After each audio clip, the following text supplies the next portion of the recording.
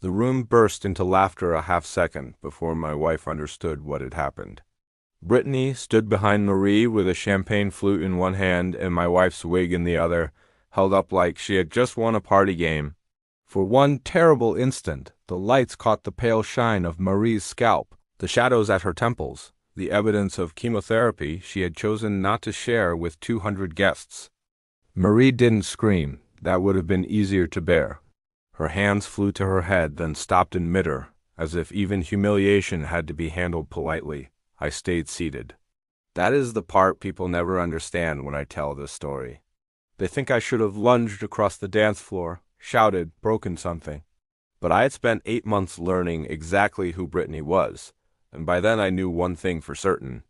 Cruel people become careless when they believe the room belongs to them. She thought I was an old man in a suit, too tired and frightened to fight back. She was wrong.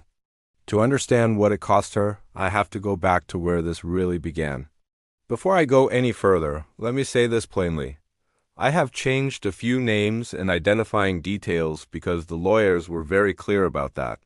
At my age, I have learned to listen when an attorney says, "Do not be specific," but the story is true, and so is the lesson inside it. If you have ever been underestimated because of your age, your grief, or the simple fact that you stayed calm, tell me where you are watching from. I've heard from every continent except Antarctica.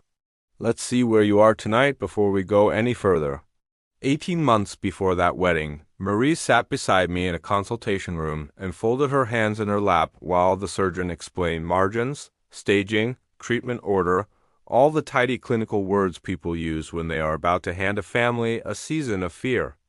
I had spent 37 years as an oncology nurse. I knew what each pause meant. I knew which statistics doctors softened and which ones they did not.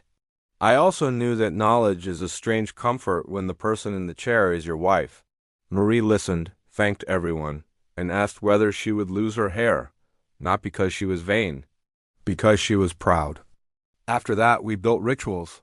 I drove her to every chemotherapy appointment, even when she said she could manage with a car service. On the mornings after treatment, I made toast she barely touched and tea she mostly let go cold. When her hair began coming out in the shower, she stood very still while I clipped the rest.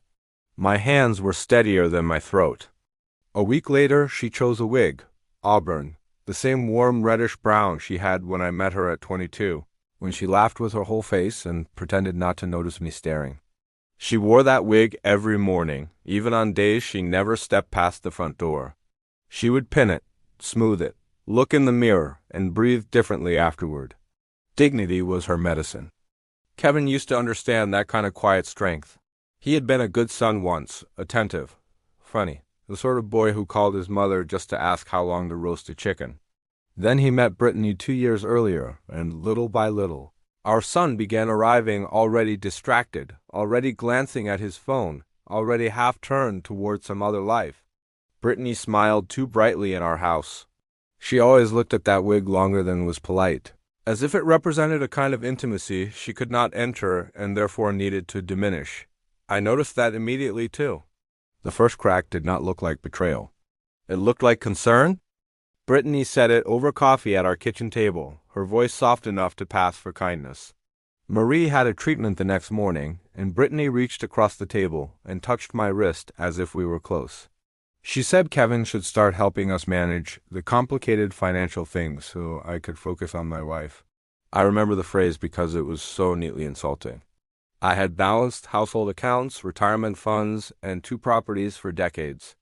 But she said it with that careful tilt of the head people use when they want you to feel grateful for being diminished. Then a check cleared for $15,000 to something called North Valley Medical Billing. I knew every provider involved in Marie's care. I had worked in oncology too long not to recognize a false name trying to sound legitimate. When I asked Kevin whether he had heard of it, he answered too quickly, then corrected himself, then said maybe it was a billing subcontractor. Brittany spoke before he could continue. She said the healthcare system was so confusing now. After that, Kevin visited less. There was always a reason: traffic, work deadlines, a migraine. Brittany's mother needing help with something vague and urgent. The excuses had a polished quality to them, as though they had been reviewed before being delivered. And Brittany had a habit I could not ignore. Every time Marie showed fatigue, Brittany translated it into inconvenience. Marie looks tired. Maybe she shouldn't come to the engagement party. Marie should probably rest instead of hosting. Marie doesn't want too much stimulation right now. Marie was still sitting there when these things were said.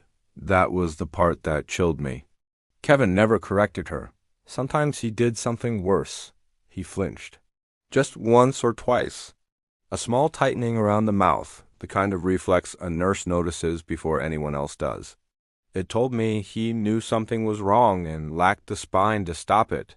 The moment I stopped doubting myself came one Tuesday afternoon. Kevin had left his phone on our kitchen counter while helping me carry in groceries. The screen lit up with a draft text, unsent but visible. My dad's not going to notice. He's overwhelmed.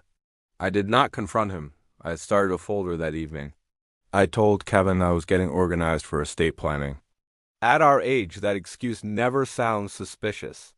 People hear the words estate planning and suddenly become respectful, almost relieved, as if paperwork is the natural language of old age.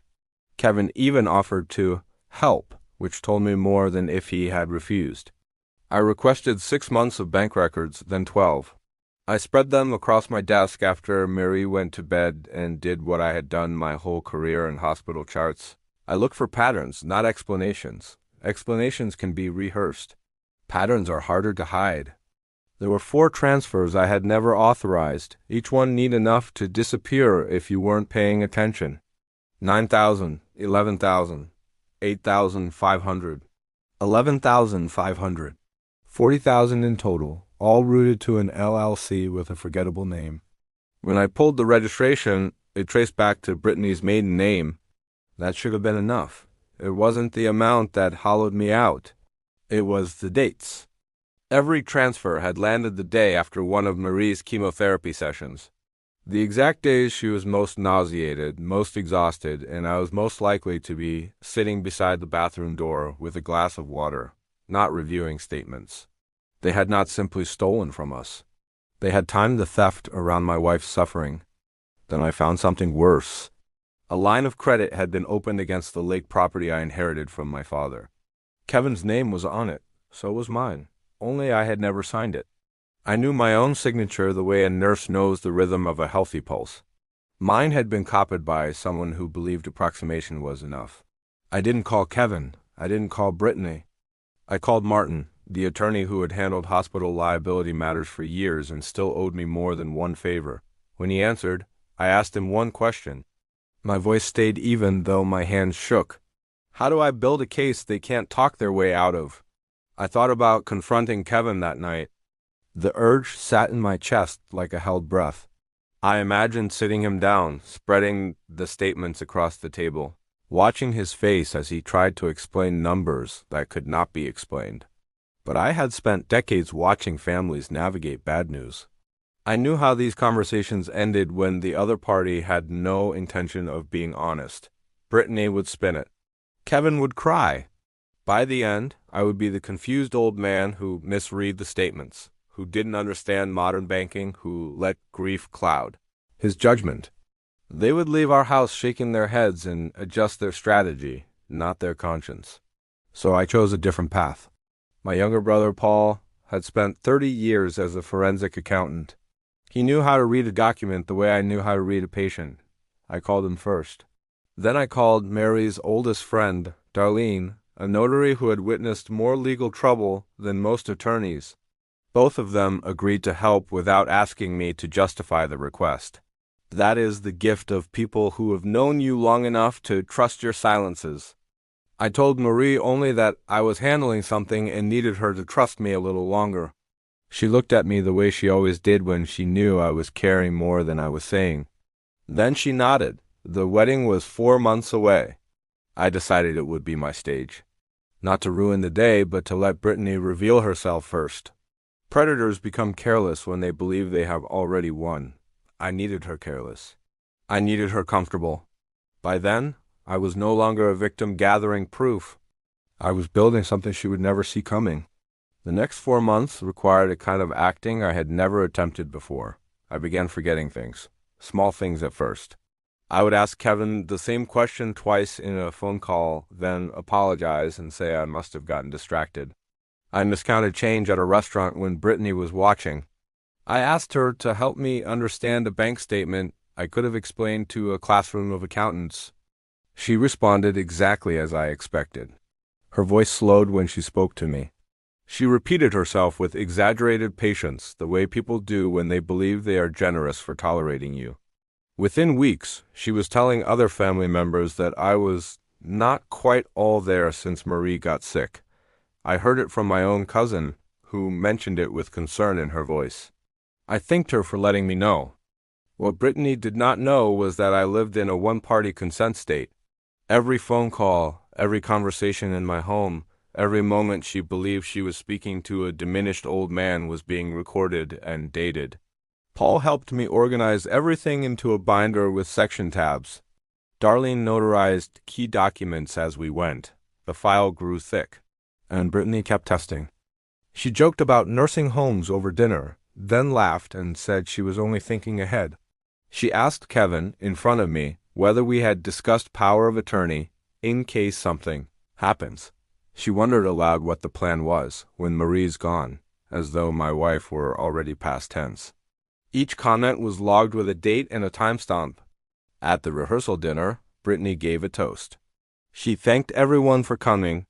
She talked about how much she loved Kevin. Then she made a joke about Marie's wig. Something about how it had better stay on during the ceremony because she wanted the photos to look right. A few people laughed.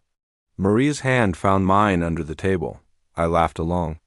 I laughed because I needed Brittany to feel safe for one more day. By then, the binder was complete.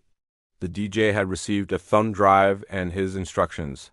The wedding was tomorrow, and she had no idea what she had built against herself. The laughter came from Brittany's side of the room first. Her cousins, her college friends, a few aunts who had already had too much champagne. They laughed because she was laughing, because she held the wig up like a trophy, because they had been trained to find her cruelty charming. Marie's hands trembled at her temples. She did not cry. She simply froze, the way a person does when their dignity has been stolen and no reaction feels adequate. Kevin stood 3 feet away. He did not move toward his mother. He did not reach for the wig. His face went pale and still, the expression of a man who knows something unforgivable has happened and has already decided not to intervene. I stayed seated until the laughter began to fade. Then I stood. There was no anger in my voice. I had rehearsed this moment too many times for anger. I thanked the guests for coming. I said it had been a beautiful ceremony. Then I said, before we go any further, I would like to share a short video. A wedding gift to the happy couple. The screen behind the head table flickered to life. Marcus, the DJ, was the son of a woman whose hand I had held through 9 months of treatment. He owed me nothing but chose to help anyway. The slideshow began. First, the forged signature beside my real one, side by side. Then the LLC registration bearing Brittany's maiden name. Then the transfer records dated and highlighted. Then a screenshot of her text to Kevin. My dad's not going to notice. He's overwhelmed. The room went silent. Then came the clip from the rehearsal dinner. Brittany's own voice filled the reception hall, bright and confident. Once Marie's gone, Kevin gets everything anyway. We're just speeding things up. No one laughed this time. I pulled a single sheet of paper from my jacket pocket and read aloud the summary of the fraud report I had filed with the bank that morning. The account numbers, the amounts, the forged signature on the credit line. When I finished, I folded the paper and looked at my son. I didn't raise you to be this, I said. But I did raise you to understand that consequences exist. Kevin opened his mouth. Nothing came out. Brittany dropped the wig. What happened after that was less dramatic than people imagine, and in some ways more satisfying because it was so ordinary. Brittany's father demanded the music be turned off, as though volume had caused the problem. Her mother kept saying there had to be some misunderstanding, but documents are stubborn things. By the following week, Brittany's LLC had been flagged for investigation. And because the credit line against my property carried a forged signature, she was personally exposed on that as well. Kevin, having co-signed and participated, faced civil liability whether he liked that language or not. My attorney sent formal notice to both of them that same afternoon, preserving records, freezing access, and demanding repayment before the civil filings moved forward in court. The guests began leaving in clusters, quietly, without dessert, without dancing, without eye contact. Shame has a sound. It is chairs scraping across a polished floor, and heels moving too fast toward an exit. One of Brittany's aunts stopped beside me on her way out. She looked at Marie first, not me, and said, "I'm sorry." We didn't know. Afterward, in the parking lot, Kevin came toward me crying, not weeping for his mother. Not ashamed enough to be silent, crying because collapse had finally reached him. He said he didn't know how far it had gone, that Brittany handled most of it, that he had made mistakes and kept making them because he didn't know how to stop. I let him finish. Then I said, "You knew enough to hide it." He had no answer for that. Marie and I got into the car and left before the cake was cut. 3 months later, I learned the marriage had been annulled. Kevin did not contest it. By then, consequences were doing my speaking for me. 6 months have passed and the house feels lighter. Marie's cancer is in remission. We downsized to a cottage by the water. There is no guest room. That was intentional. In our bedroom, that auburn wig sits on a velvet stand. She doesn't need it now, but she keeps it. She says it reminds her she survived 2 things. I look at her and I finally breathe. Some people will tell you to forgive and forget. I say, forgive if it heals you, but never forget what someone showed you they were capable of doing. People reveal themselves eventually. Cruelty dressed as a joke is still cruelty. Theft dressed as help is still theft. And patience isn't weakness, it is aim. Please like and subscribe if this resonated with you. Comment below if you have ever waited for the right moment to act instead of reacting in the wrong one.